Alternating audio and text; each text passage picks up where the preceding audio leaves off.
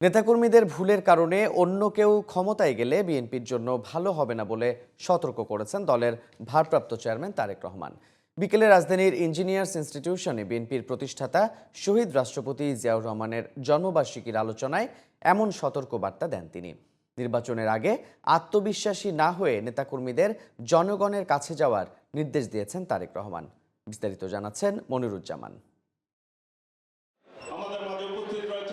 বিএনপির প্রতিষ্ঠাতা শহীদ রাষ্ট্রপতি জিয়াউর রহমানের ৮৯তম জন্মবার্ষিকীতে রোববার বিকেলে রাজধানীর ইঞ্জিনিয়ার্স ইনস্টিটিউশন মিলনায়তনে আলোচনা সভা করে দলটি। বিএনপি নেতারা বলেন, জিয়াউর রহমানই দেশে বহুদলীয় গণতন্ত্র প্রতিষ্ঠা করেন।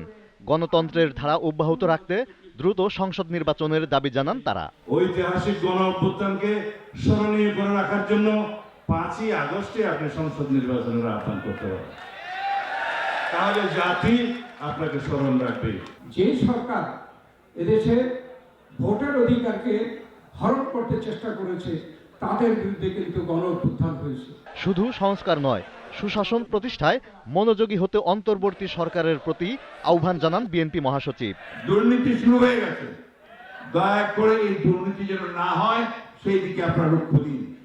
আপনাদের সুশাসন দিতে পারেন সেদিকে নজর দিন।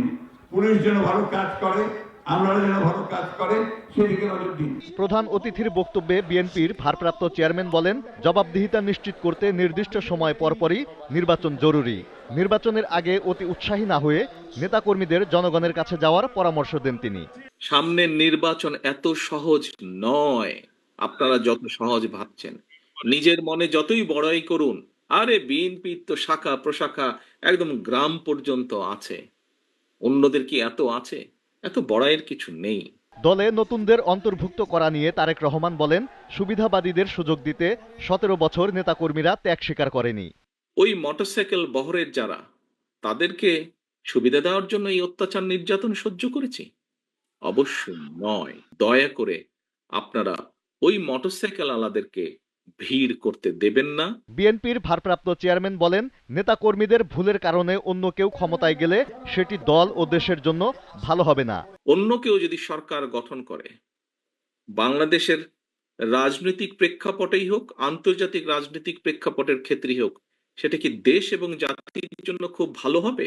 কারা চলে আসবে, কি চলে আসবে আমরা জানি না, তবে আর যাই হোক সেটা আপনাদের কারো জন্য ভালো হবে না, আমাদের কারো জন্য ভালো হবে না। দেশের মঙ্গলের জন্য সব দলকে ঐক্যবদ্ধ থাকার আহ্বান জানান তারেক রহমান। এখনো আমাদের হাতে সময় আছে। Moniruzzaman, GTV news, Dhaka.